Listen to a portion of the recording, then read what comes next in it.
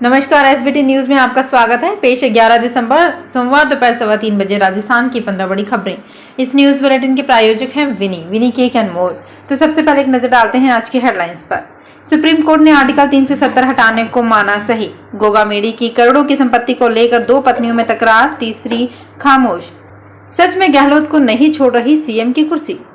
भाजपा सांसदों का संसद परिसर में प्रदर्शन और जयपुर में सीजन की सबसे सर्द रात रही। और अब खबरें विस्तार से।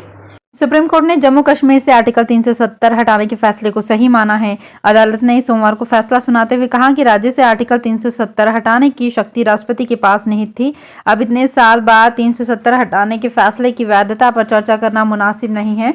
चीफ जस्टिस डीवाई चंद्रचूड़ ने फैसला पढ़ते हुए कहा कि राज्य से 370 हटाने के लिए विधानसभा की ओर से सिफारिश किए जाने की जरूरत नहीं थी। उन्होंने कहा कि ये प्रावधान अस्थायी था। इसके साथ ही कोर्ट ने उन याचिकाओं को खारिज कर दिया जिनमें कहा गया था कि ये एक स्थायी प्रावधान था।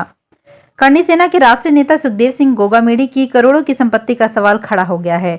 दरअसल ऐसी खबरें हैं कि उनकी 3 पत्नियां थीं, जिनमें से 2 के बीच संपत्ति को लेकर तनातनी का दौर जारी है। वहीं अब तक पहली पत्नी मीडिया के सामने नहीं आई है। एक मीडिया रिपोर्ट के अनुसार गोगामेडी की तीसरी पत्नी सपना सोनी ने 3 पत्नियां होने का खुलासा किया है। पहली 2 पत्नियों के नाम शीला शेखावत और शकुंतला चौधरी बताया जा रहा है। चौधरी उनकी पहली पत्नी थी। रिपोर्ट के अनुसार सोनी ने बताया कि गोगामेडी की तीनों पत्नियां एक ही सिस्टम के तहत साथ रहती थी। खुद सपना वारदात वाले दिन उसी घर में मौजूद थी। हालांकि ऐसा कहा जा रहा है कि सोनी और गोगामेडी की शादी नहीं हुई थी, लेकिन वो लिव इन रिलेशनशिप में साथ रहते थे। एक रिपोर्ट के अनुसार गोगामेडी की करोड़ों की संपत्ति और विरासत को लेकर 2 पत्नियां शीला और सपना के बीच तकरार चल रही है। राजस्थान विधानसभा चुनाव में सत्ता हार के बाद से निवर्तमान हुए अशोक गहलोत को सीएम पद की कुर्सी वाकई में नहीं छोड़ रही है। मुख्यमंत्री पद से इस्तीफा देने के बावजूद वे अब भी प्रदेश के मुख्यमंत्री बने हुए हैं। हालांकि नए मुख्यमंत्री की शपथ ग्रहण नहीं होने तक उनके पद के आगे कार्यवाहक लगा रहेगा। इस बीच गहलोत के चुनाव नतीजे पूर्व दिए गए वो बयान चर्चा में है, जिसमें उन्होंने कहा था कि मैं तो मुख्यमंत्री पद छोड़ना चाहता हूं, लेकिन सीएम कुर्सी मुझे नहीं छोड़ रही है। कांग्रेस पार्टी को विधानसभा चुनाव में मिली करारी हार के बाद 3 दिसंबर को ही गहलोत ने राजभवन जाकर मुख्यमंत्री पद से इस्तीफा राज्यपाल कलराज मिश्र को सौंप दिया था। मिश्र ने भी बगैर देरी किए गहलोत के इस्तीफे को मंजूर कर लिया था। ऐसे में इस्तीफा देने के बाद और नया मुख्यमंत्री का पदभार ग्रहण नहीं होने तक वे कार्यवाहक मुख्यमंत्री की भूमिका में बने हुए हैं। भाजपा सांसदों ने संसद परिसर में कांग्रेस सांसद धीरज साहू के घर 300 करोड़ रुपए के कैश को लेकर प्रदर्शन किया। संसद के शीतकालीन सत्र के छठे दिन भाजपा सांसदों ने संसद परिसर में तख्तियां लेकर प्रदर्शन किया। इसमें झारखंड के कांग्रेस सांसद धीरज साहू के घर से 300 करोड़ कैश मिलने का विरोध जताया। राजस्थान में सर्दी तेज होने लगी है। जयपुर, जोधपुर, कोटा, चूरू समेत कई शहरों का मिनिमम तापमान 1 से 2 डिग्री सेल्सियस तक नीचे आ गया है। इन शहरों में आज सीजन का सबसे कम तापमान दर्ज हुआ। हिल स्टेशन माउंट आबू में फिर से तापमान गिरकर 0 पर चला गया। मौसम विशेषज्ञों का अनुमान है कि अगले कुछ दिनों तक सर्दी इसी तरह से बनी रहेगी। राजस्थान में मुख्यमंत्री की रेस में शामिल दिया कुमारी फुल एक्शन मोड में नजर आ रही हैं। जयपुर की विद्याधर नगर विधानसभा सीट से नवनिर्वाचित विधायक दिया कुमारी का एक दबंग अंदाज वाला वीडियो सोशल मीडिया पर वायरल हो रहा है। वीडियो में दिया कुमारी पुलिस अधिकारियों को फोन पर हड़काते हुए नजर आ रही हैं। महिला बीजेपी विधायक पुलिस अधिकारी को ये भी बोल रही हैं कि अशोक गहलोत ने इन्हें लगाया है, लेकिन 4 दिन में बीजेपी की सरकार आ रही है, हटेंगे आप यहां से, ऐसी जगह जाएंगे कि पता भी नहीं पड़ेगा कि कहां गए। ये वायरल वीडियो जयपुर के झोटवाड़ा पुलिस थाने का बताया जा रहा है। जानकारी के मुताबिक जयपुर में एक 8 साल की बालिका के साथ गैंग रेप का मामला सामने आया था। इसको लेकर पीड़िता के पिता ने झोटवाड़ा पुलिस थाने में शिकायत दर्ज करवाई। पाटन कस्बे के सीताराम जी मंदिर में सोमवार को श्री राम जन्मभूमि आनंद उत्सव समिति के पाटन खंड की बैठक हुई। बैठक में 22 जनवरी को अयोध्या में 11 बजे से 1 बजे तक होने वाले श्री रामलला मूर्ति प्राण प्रतिष्ठा कार्यक्रम को लेकर आयोजित होने वाले आनंद उत्सव की बारे में जानकारी दी गई। उदयपुर के डबोक स्थित महाराणा प्रताप एयरपोर्ट पर हवाई यात्रियों की संख्या दिनों दिन बढ़ती जा रही है। अमूमन हर महीने की बात करें तो तब भी यहां एयर ट्रैफिक को लेकर आंकड़े बढ़ते ही हैं। सबसे खास बात यह है कि नववर्ष लगते ही पहले 3 महीने में सर्वाधिक यात्री हवाई यात्रा करते हैं। जनवरी से नवंबर तक के डेटा को देखें तो अब तक कुल 13,68,807 यात्री हवाई यात्रा डबोक एयरपोर्ट से कर चुके हैं। आप 1 जनवरी 2024 तक 18 साल के हो जाएंगे तो ये खबर आपके लिए है।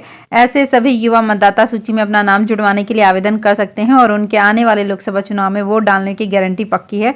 जनवरी से मार्च तक या उसके बाद 18 साल की आयु पूरी करने वाले भी मतदाता सूची में नाम जुड़वाने के लिए भी आवेदन तो अभी कर सकेंगे, लेकिन उनका नाम 18 साल 3 माह आयु होने पर ही जुड़ पाएगा। बेटियों की पढ़ाई के साथ साथ मानसिक व शारीरिक विकास व सेल्फ डिफेंस में सक्षम बनाना भी आवश्यक है। इसी को लेकर राजस्थान स्कूल शिक्षा परिषद की ओर से बाड़मेर जिले की कस्तूरबा गांधी गर्ल्स आवासीय हॉस्टल में ओपन जिम लगाई जा रही है।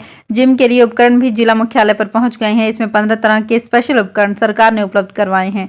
इससे बेटियां पढ़ाई के साथ हेल्थ का भी ख्याल रख सकेंगी। बांसवाड़ा के गोविंद गुरु जनजातीय विश्वविद्यालय का 5वां दीक्षांत समारोह 22 दिसंबर को यूनिवर्सिटी कैंपस में होगा।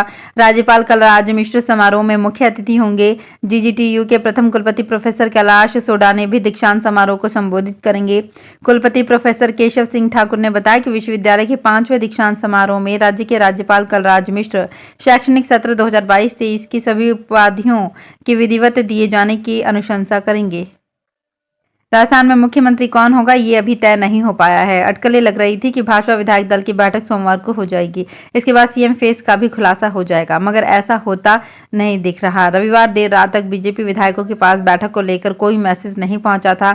ऐसे में अब उम्मीद जताई जा रही है कि मंगलवार को विधायक दल की बैठक हो सकती है। बैठक टलने की वजह राष्ट्रपति का लखनऊ दौरा माना जा रहा है। राजस्थान में सत्ताधारी दल के नेता तय होने के साथ ही नई 16वीं विधानसभा का सत्र बुलाया जाएगा। इसमें सभी नए चुने गए विधायकों को शपथ दिलाई जाएगी। इसके लिए राज्यपाल की ओर से प्रोटेम स्पीकर तय किया जाएगा। यही प्रोटेम स्पीकर सभी सदस्यों को विधानसभा के सदस्य के रूप में शपथ दिलाएंगे। राज्यपाल कलराज मिश्र ने प्रोटेम स्पीकर तय करने के लिए सदन के सबसे अधिक अनुभवी विधायकों के नाम मांगे थे। विधानसभा स्पीकर महावीर प्रसाद शर्मा की ओर से ऐसे 10 नामों की सूची राज्यपाल को सौंपी गई है। राजस्थान में एमएसपी खरीद पर ऑनलाइन खसरा गिरदावरी व 25% तक खरीद की पाबंदी के कारण किसानों को मूंग की फसल पर 1558 रुपए प्रति क्विंटल का घाटा हो रहा है। किसान महापंचायत के राष्ट्रीय अध्यक्ष रामपाल जाट ने इसके लिए सरकारी तंत्र को जिम्मेदार बताया है और पाबंदियां हटाने की मांग की है। किसान महापंचायत के राष्ट्रीय अध्यक्ष रामपाल जाट का कहना है कि खसरा गिरदावरी की नकल नहीं मिलने के कारण किसान मूंग की उपज को एमएसपी पर नहीं बेच पा रहे हैं। दौसा में जिला समान परीक्षा के तहत सोमवार को जिले के सरकारी व प्राइवेट स्कूलों में अर्धवार्षिक परीक्षाएं शुरू हुई। परीक्षा में जिले की 1215 स्कूलों के कक्षा 9 से 12 तक के स्टूडेंट शामिल हो रहे हैं। इसमें 1,21,080 स्टूडेंट पंजीकृत हैं, जिनमें 1,17,140 हिंदी मीडियम और 3,940 अंग्रेजी मीडियम के स्टूडेंट शामिल हैं। तो फिलहाल इस बुलेटिन में इतना ही। फिर हाजिर होंगे कुछ और बड़ी खबरों के साथ। अगर आप भी अपने आसपास की छोटी बड़ी और महत्वपूर्ण खबरों से अपडेट रहना चाहते हैं तो सब्सक्राइब कीजिए हमारे चैनल एसपीटी न्यूज को और प्रेस कीजिए बेल आइकन पर।